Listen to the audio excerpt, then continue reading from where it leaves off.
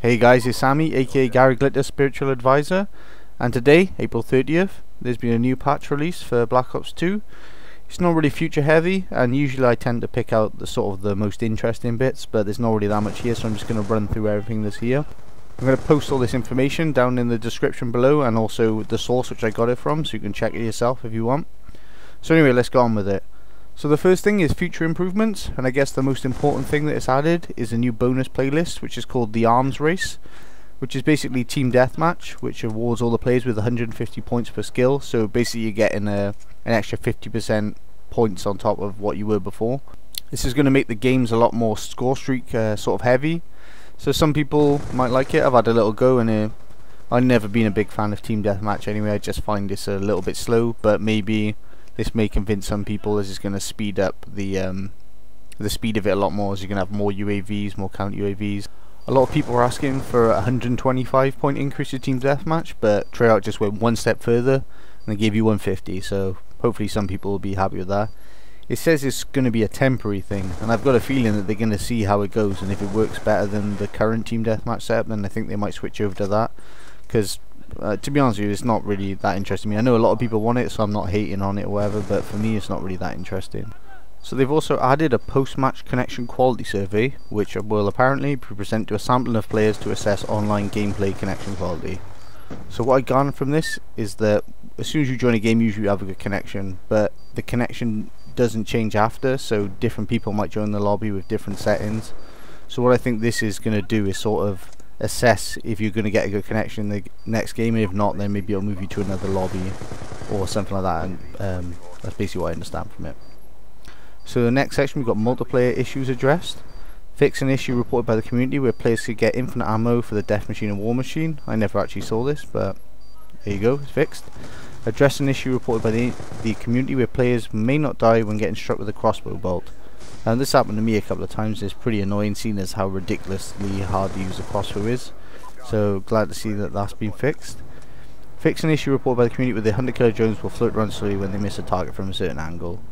Never seen that, but I imagine it'd be something where the hunter killer maybe flies off into the sea on that carrier level and just keeps floating. I've never seen it, but it would be quite cool to see, I should imagine. But it's not going to happen now, so boo-hoo.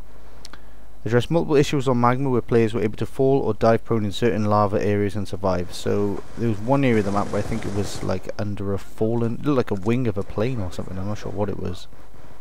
Go over some lava and people would just get underneath it and just do nothing, because I don't think you could kill anyone down there, but they just do it to be annoying, I think. So that's gone now, which is always good, because we need less annoying people playing this game. Players can now enter the crouch position while sprinting with a riot shield equipped. To be honest with you, I'm so used to using the riot shield, I think I just stop when I do it, but good to see that you can do that now, I guess. Care packages now appear in blue and orange on the map when the colorblind assist is enabled. It's going to be useful for some people who have problems with their eyes, I guess, so about time. Resolved an issue where players and turrets could survive the water rush when in certain areas on Hydro. Resolved the user interface issues with tactical insertion button prompt placement in split screen after host migration. Resolved an inconsistency with the max number of players being displayed incorrectly when backing out of a public match search while it is searching. Address an issue with the respawn delay counter overlapping with the on-screen graphics in split screen. Address an issue with the lead teams appearing incorrectly when they view another player's lead team in the leaderboards. Fix the formatting issue in the league season final text where the date the player was placed was wrapping incorrectly. Overkill challenges will now progress if the player is using an alternate select fire mode. That's probably useful, because I plan to be doing that soon. I would not have known about that. Bots will no longer attempt to capture and destroy the headquarters from outside the alien set van or the castle. I'm taking this is on the new studio map. Just a bit of bot logic tweak in there, I guess. The upper metal plate of the planted assault shield now appears in the proper position during a kill cam. Woo! Fix for the Hellstorm missile not defaulting to the center of the vertical map when it flies in. Equipment, turrets and guardians are now destroyed when they are thrown or placed in the lava in some areas on Magma. So address an issue with the custom and private match change team scoreboard not updated in real time when the overlay is on screen. Address the rapid scrolling issue in the preset class menu. Chopper Hunter Field Specialist challenges updated to Aircraft Hunter with the description that reflects the aircrafts that need to be destroyed in order to complete the challenge. Text displayed for enemies forfeited increased on split screen to make it more legible. Fix an issue with the last player alive defusing the bomb and search and destroy not receiving any defuse points. I think that was kind of a rare issue because it never seemed to affect me. Resolved an issue with signing in and out while a film is loading in theatre. Okay, that seems like a rare circumstance, but they fixed it anyway. The icon to distinguish a search and destroy bomb location is now visible to a codcaster who is spectating the defending team. Resolved an issue with attempting to sign into a Twitch account with dual play enabled. I'm not even sure what that means. Fix an issue in the combat record where the images would appear when scrolling off of and onto the combat record. Fix an issue in offline system link when the host leaves the lobby. So there's not really been that much interesting so far. It just seems to be sort of tweaks just to sort of make the sort of back end stuff run a little bit better. But we've got a little bit of gameplay balancing. Well, one thing, they've reverted the global spawn influencer change from the previous game update because it's apparently had undesirable side effects. I've not really noticed this myself, but I didn't even notice a change myself from the other one. It just seemed quite similar, but they've reverted it back because apparently it was better in the last one, so maybe they're going to tweak it a little bit more and see what worked, what didn't. And finally we got some zombie and mob of the dead issues that should be addressed. Address an issue reported by the community where players would collide into each other and die while riding the gondola.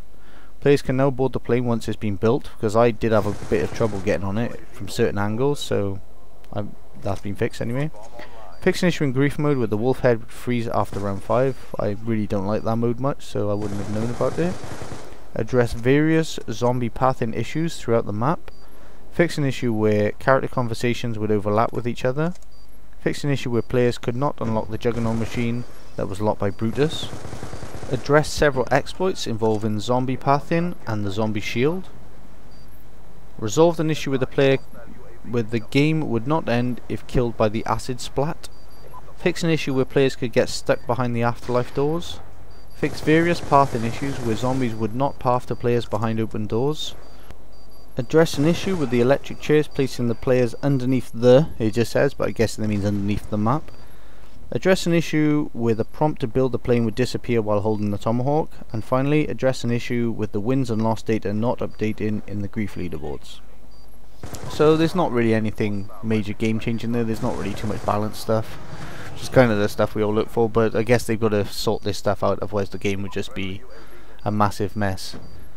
So anyway guys, that's pretty much everything I wanted to say. The gameplay was a demolition match and I was just using Scar H, notebooks and attachments, and just trying to get those 150 kills for the diamond video, because there's so many kills you need to do with it, it's kind of ridiculous.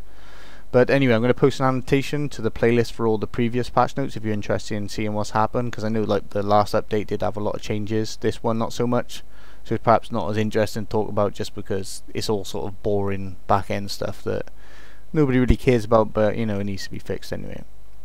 So anyway guys, bye bye now, bye bye.